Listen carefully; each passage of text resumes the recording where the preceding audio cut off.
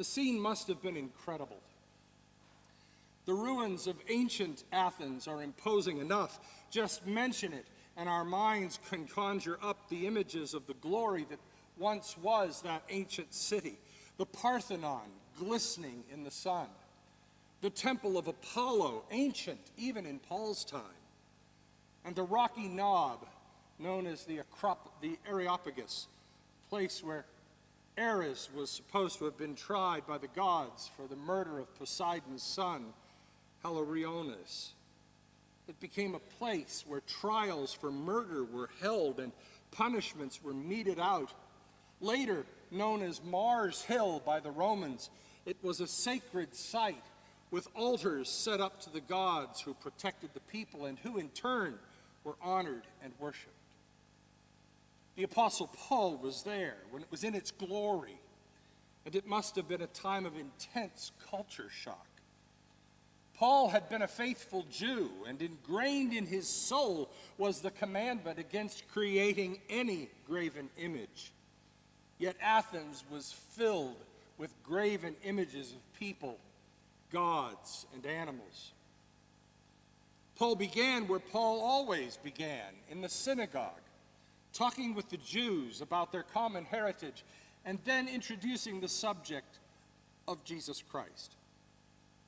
Some of the philosophers caught wind of him and began to engage him in philosophical discussion. The Epicureans and the Stoics were not all that impressed with Paul or his arguments, but others decided to engage him further and took him to the Areopagus, up to Mars Hill, and asked him to speak further about this God Paul was proclaiming. Paul looks around and sees altars, altar upon altar, set up to the various gods in whom the people believed. Contemporary preachers and evangelists would probably have started with a condemnation of the people for setting up altars to false gods and deriding the people for their ignorance and lack of faith, but not Paul. He compliments the people for their abundance of faith. They are not irreligious people, but quite religious and committed people. The presence of this host of altars and other signs of their religiosity are evidence of their faith. Then he tells them that he has seen an altar set up to an unknown God. It was there perhaps just to make sure they hadn't missed one of the gods, a sort of cover their fanny in case one had been left off the deity list. But then the brilliance of Paul comes forth, and he says, as it is written in your bulletin, "People of Athens, I see that you are very religious in every way. As I was walking through town and carefully observing your objects of worship, I even found an altar with this inscription, 'To an unknown God.' What you worship is unknown. I now proclaim to you. God, who made the world and everything in it, is Lord of heaven and earth.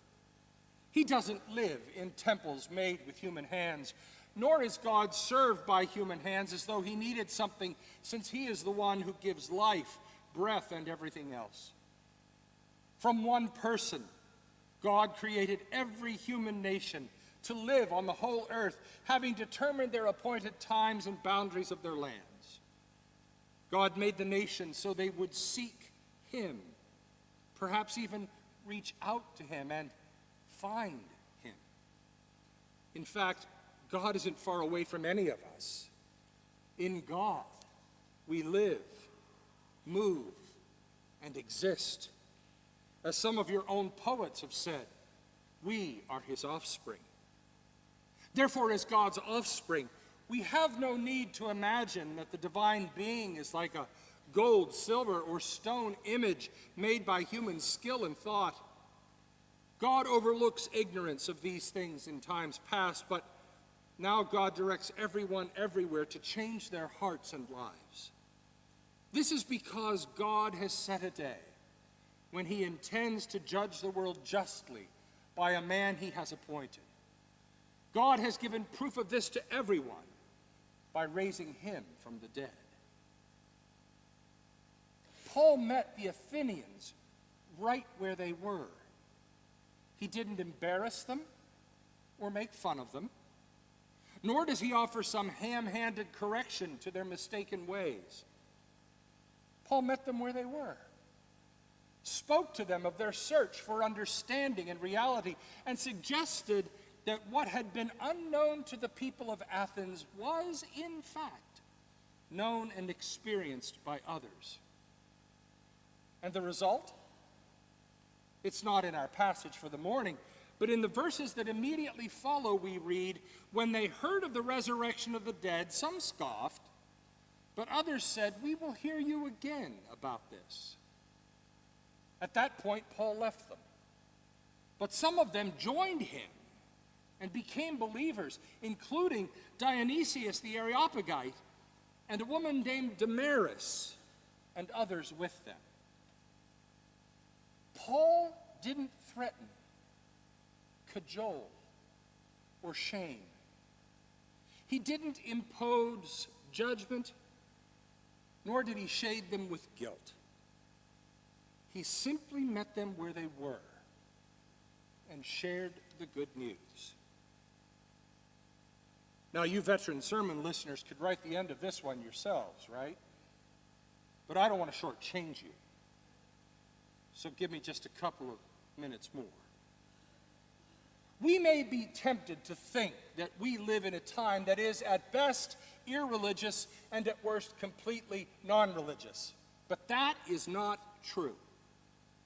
The people of our day, like the people of ancient Athens, are quite religious. What confuses us is that they don't necessarily believe in the God in whom we live and move and have our being. Think of it this way. Go up to our own version of Mars Hill. Go up to Wright's Hill and look down on the city of Evansville. What will you see? Monuments and altars to the gods of the people. There on the river is the Temple of Luck. It's floating on a boat right now, but it's soon to move on to the land. It is a temple to the god of luck, a religion that is all around us today. It is a religion practiced by thousands each week. And in our neighborhood stores and stop-ins are branch offices of the religion of luck, where we can buy the communion token that we call a lottery ticket. And when, not if, when the God of luck smiles on us, life will be good and blessed and made new. Look a little to the left of the Temple of Luck, and you'll see the ancient Temple of Justice, with new lights illuminating the dome in the night sky. The practitioners of the religion of justice believe that justice is independent of any system of morals or values. This religion of justice believes in a retributive justice, a justice that demands an eye for an eye and a life for a life. The religion believes that punishment, not restoration, not repair, punishment is the goal. And there is growing evidence that those who have power and prestige and money are given the right to determine what is justice for the powerless and the disregarded and the poor. Look just a little up the street from the Temple of Justice, and there is a flurry of activity as a new temple is being built. It is the new temple of knowledge and science that will be added to the downtown and around town campuses of such institutions. Knowledge and science are good and noble endeavors, but there are times when knowledge and science overstep their bounds and fail to consider the human factors, ethics, and moral principles that are at the heart of human life. Look all around the city at our feet. The view from Wright's Hill contains steeples and spires and even towers, all attached to buildings that are called houses of God. They are of every size and style, some ancient and some new. And yet many of them are remarkably empty. If you were to calculate the total available seats in every church, temple, synagogue, and other holy place in the city, and compare it to the total number of our population, you would find that there are not enough seats, even if they were filled, to accommodate all the people. And yet the number of people in those seats is declining. And churches are merging. And churches are closing. Why? It's not because people are not religious. They are very religious. Could it be that we in the church have disengaged from the people? Could it be that after decades of shaming them and disparaging them, they have simply walked away? Could it be that after all of the fun we have made at their expense and looking down on them, they don't want anything to do with us? In our own denomination, we have focused our attention inward and spent decades talking about who can love who and what kind of organizational structure will serve us better. And when we want to be seen as making progress, do you know what we do? We publish a new hymn book. Have we forgotten to engage those who have deeply held beliefs that may be a bit different from our own? Have we decided that when they come to their senses and stop all this foolishness, they will come running back to us? Friends, that is never going to happen. The world around us is searching for reality and meaning and significance. And if we are unwilling or unable to join in that quest, the world will continue that search without us. To those who worship luck, we can speak of blessing. To those who worship justice, we can speak of mercy and compassion.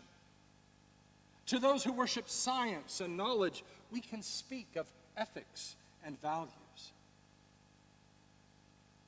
The Apostle Paul saw that the ancient Athenians were seriously and significantly engaged in the search for reality. He met them where they were and shared with them the good news that was the source of his life. He told them of his experience with Jesus Christ, raised from the dead and giving life to all who believe in his message of love and compassion. He connected with the people and walked with them and shared with them and accepted them as they were. He joined with them in their search for reality. The search for reality continues today. The only question that remains is, will we join with those who search? The answer to that question will shape everything we know as a church and a community.